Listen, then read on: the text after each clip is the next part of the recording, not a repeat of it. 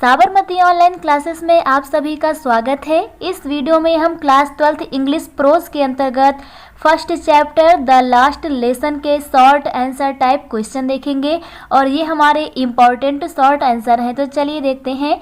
First है what tempt Franz to stay away from school. Tempt means होता है लुभाना, तो फ्रंज को स्कूल से जाने के लिए, स्टे अवे यानी दूर जाने के लिए, फ्रॉम स्कूल स्कूल से, तो फ्रंज को स्कूल से दूर जाने के लिए किसने लुभाया।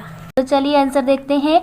फ्रंज फियर्ड, फ्रंज का जो फियर्ड था, फियर्ड यानी कि डर, फ्रंज का जो डर था ए स्कोल्डिंग, स्कोल्डिंग यानी कि डांट पाने का, एट स्कूल स्कूल में, बिकॉज क्योंकि he had not prepared his lesson, because क्योंकि ही हैड नॉट प्रिपेयर्ड उसने तैयार नहीं किया, हिज लेसन अपने पाठ को, ऑन पार्टिसिपल्स क्रिया विशेषण पर। तो फ्रंज का जो डर था डांट पाने का स्कूल में, क्योंकि उसने जो अपना पाठ है, अपना लेसन है पार्टिसिपल के ऊपर, वो तैयार नहीं किया था। Besides the warm bright weather the charming of bird and Prussian soldiers drilling also tempt him to stay away from school.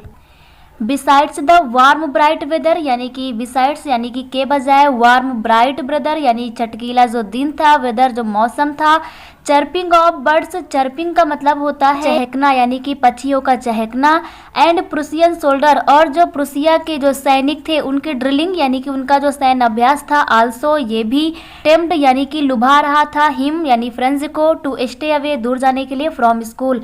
तो फ्रंज का जो डर था कि उसने पार्टिसिपल पर अपना जो लेसन है वो तैयार नहीं किया है, तो स्कूल में डांट पाने का जो डर था, और इसके बावजूद जो चटकीला दिन, मौसम जो था और पक्षियों की जो चहक थी और जो प्रुसियन सैनिक थे इनका जो सैन्य अभ्यास था, ये भी फ्रंज को स्कूल से दूर जाने के लिए लुभा रहा था। तो फर्स्ट क्वेश्चन आप लोगों को क्लियर हो गया होगा। सेकेंड क्वेश्चन है what was Franz notice that was unusual about the school that day. What was Franz notice, Franz ने क्या नोटिस किया, नोटिस यानी कि ध्यान देना, तो फ्रंज ने क्या ध्यान दिया, दैट वाज अनयूजुअल जो असामान्य था, अबाउट द स्कूल यानी कि उस दिन स्कूल के बारे में, दैट डे यानी कि उस दिन, तो फ्रंज ने स्कूल के बारे में उस दिन असामान्य से क्या नोटिस किया।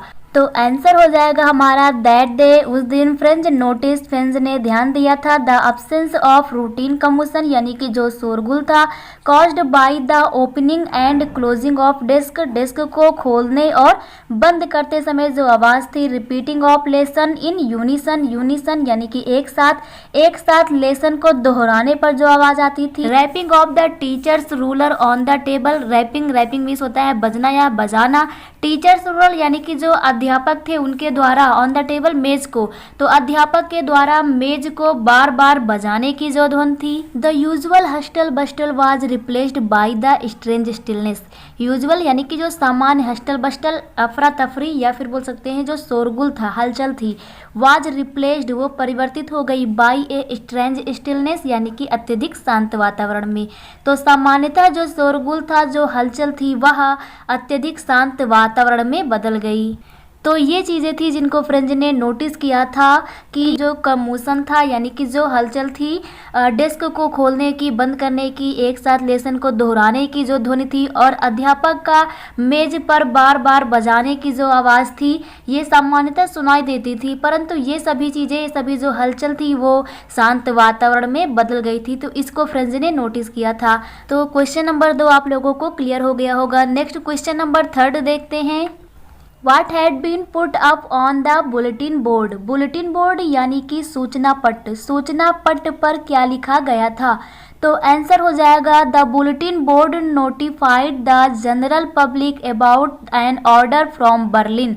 जो बुलेटिन बोर्ड था, जो सूचना पट था, नोटिफाइड उस पर सूचना दी गई थी, जनरल पब्लिक सामान्य लोगों के लिए, अबाउट एन ऑर्डर एक प्रकार का आदेश था, फ्रॉम बर्लिन जो बर्लिन से आया था। तो सूचना पट पर आम जनता के लिए बर्लिन से आए आदेश के बारे में नोटिफाइड किया गया था यानी उनको अवगत कराया गया था। It started that only German was to be taught to the students in the schools of Alsace and Lorraine. It started that जिसमें मतलब कहा गया था कि ओनली जर्मन, सिर्फ जर्मन भाषा was to be taught यानी पढ़ाई जाएगी to the students विद्यार्थियों को in the school of Alsace and Lorraine. अल्सैक और लॉरिनो जो यहाँ के स्कूल हैं इनमें विद्यार्थियों को केवल जर्मन भाषा ही पढ़ाई जाएगी, ये बुलेटिन बोर्ड पर अवगत कराया गया था, ये बुलेटिन बोर्ड पर लगाया गया था। तो थर्ड क्वेश्चन आप लोगों को क्लियर हो गया होगा। पूछा गया है कि सूचना पट्ट पर क्या लगाया गया था, तो आंसर हो जाएगा कि सूचना पट्ट पर आम जनता के लिए बर्लिन से आए हुए आदेश को अवगत कराया गया था, जिसमें कहा गया था कि जो अल्सैक और लॉरिनो के जो स्कूल हैं यहाँ के विद्यार्थियों को केवल जर्मन भाषा ही पढ़ाई जाएगी। नेक्स्ट क्वेश्चन नंबर 4 देखते हैं। Why were some elderly person occupy the back benchers that day? कि उस दिन जो some elderly person थे, जो कुछ वृद्ध व्यक्ति थे, गांव के जो लोग थे, ऑक्युपाइंग वे क्यों आए हुए थे बैक बेंचर्स यानी कि पीछे की बेंच पर। आंसर हो जाएगा द elderly person यानी कि जो वृद्ध व्यक्ति थे ऑफ द विलेज यानी कि गांव के वेयर सिटिंग बैठे हुए थे देयर वहां पर in the back of the room यानी कमरे में पीछे।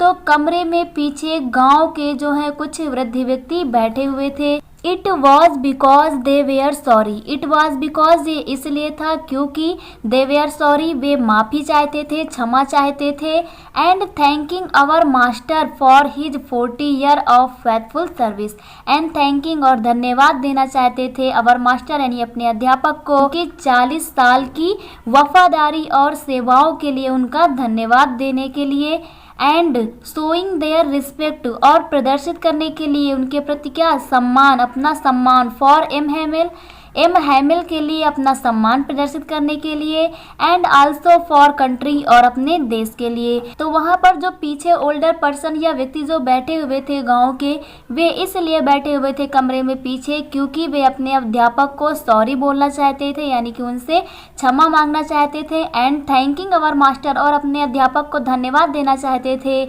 उनकी 40 साल की वफादारी और सेवाओं के लिए, और एम हैमिल का रिस्पेक्ट करने के लिए और अपने देश का। तो इसलिए वहां पर जो एल्डर पर्सन थे वे एकत्रित हुए थे। नेक्स्ट क्वेश्चन नंबर 5 देखते हैं। क्वेश्चन नंबर 5 है what did friends wonder about when he entered the class that day, कि उस दिन जब फ्रेंड्स क्लास में प्रवेश किया तो क्या था जिसने उसे आश्चर्यचकित कर दिया। तो आंसर हो जाएगा when friends entered the classroom, कि जब फ्रेंड्स जो है क्लास के अंदर प्रवेश करता है दैट डे उस दिन, ही वाज एक्सपेक्टिंग यानी कि आशा करना, उसने आशा की थी कि एम हैमिल स्कॉल्डिंग हिम, कि जो एम हैमिल है वो उसे डांटेंगे, बट लेकिन एम हैमिल स्पोक वेरी काइंडली, लेकिन जो एम हैमिल थे उन्होंने वेरी काइंडली अत्यधिक दयालुता से यानी अत्यधिक प्रेम पूर्वक उससे कहा, बात की, and asked him to sit down और उसे बैठने के लिए कहा। But the thing the most surprised two friends, लेकिन वह चीज जो फ्रेंड्स को अत्यधिक आश्चर्यचकित कर रही थी दैट वाज वह थी ऑन द बैक बेंचर्स, जो पीछे की सीटें थी उन पर the village people sitting there, जो गांव के लोग थे वो वहां पर बैठे हुए थे। तो आपको 5वां क्वेश्चन भी क्लियर हो गया होगा कि वह क्या था जो क्लास में प्रवेश करते समय फ्रेंड्स को आश्चर्यचकित किया। तो आंसर हो जाएगा कि जब फ्रेंड्स क्लासरूम में प्रवेश करता है उस दिन उसने आशा की थी कि जो एम हैमिल है वो उसे डांटेंगे क्योंकि उसने पार्टिसिपल का लेसन तैयार नहीं किया था, बट जो एम हैमिल है वो बहुत ही काइंडली पूर्वक प्रेम पूर्वक व्यवहार करते हैं, उसे बैठने के लिए कहते हैं। और जो सबसे आश्चर्यचकित करने वाली चीज थी फ्रेंड्स के लिए वह यह थी कि जो पीछे की सीटें थी उन पर जो गांव के लोग थे वो बैठे हुए थे। तो आपको 5वां क्वेश्चन भी क्लियर हो गया होगा। नेक्स्ट क्वेश्चन नंबर 6 देखते हैं। Question number 6 very important question है। पूछा गया है what does M Hamel say about the French language, कि फ्रेंच लैंग्वेज के लिए जो फ्रेंच भाषा है इसके लिए एम हैमिल ने क्या कहा। या फिर आपसे ये क्वेश्चन दूसरे प्रकार से पूछेगा तो ऐसे पूछ सकता है how did M Hamel display his love for the French language, कि एम हैमिल ने कैसे फ्रेंच लैंग्वेज के लिए अपने प्रेम को प्रदर्शित किया। तो आंसर देख लेते हैं।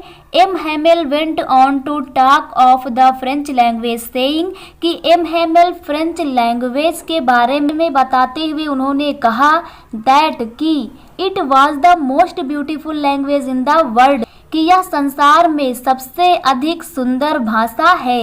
द क्लियरेस्ट सबसे अधिक स्पष्ट। द मोस्ट लॉजिकल सबसे अधिक तर्कपूर्ण। When a pupil are enslaved as long as they hold fast to their language. When a pupil are enslaved as long as यानी कि जब लोगों को enslaved यानी कि गुलाम, जब लोगों को गुलाम बनाया जाता है, they hold fast to their language तब वे अपनी भाषा को पकड़ कर रखते हैं। It is as if यानी तब तक ऐसा लगता है they had the key to their prison की उनके पास prison यानी कि कारावास की यानी कि चाबी की उनके पास उनकी कारावास की चाबी है। तो जब लोग अपनी भाषा को पकड़ कर रखते हैं तब ऐसा लगता है कि उनकी जो भाषा है वही उनके कारावास प्रिजन यानी जेल यानी कारावास की यानी कि चाबी है। तो आप लोगों को 6 क्वेश्चन भी क्लियर हो गया होगा कि एम हेमिल ने फ्रेंच भाषा के बारे में क्या कहा। तो आंसर हमारा हो जाएगा कि एम हेमिल ने फ्रेंच भाषा के बारे में कहा कि यह संसार में सबसे अधिक सुंदर और सबसे अधिक स्पष्ट और सबसे अधिक तर्कपूर्ण भाषा है। जब लोगों को गुलाम बनाया जाता है तब वे अपनी भाषा को पकड़ कर रखते हैं तो ऐसा लगता है कि जो उनकी भाषा है वही उनके कारावास की कुंजी है। नेक्स्ट क्वेश्चन नंबर 7 देखते हैं।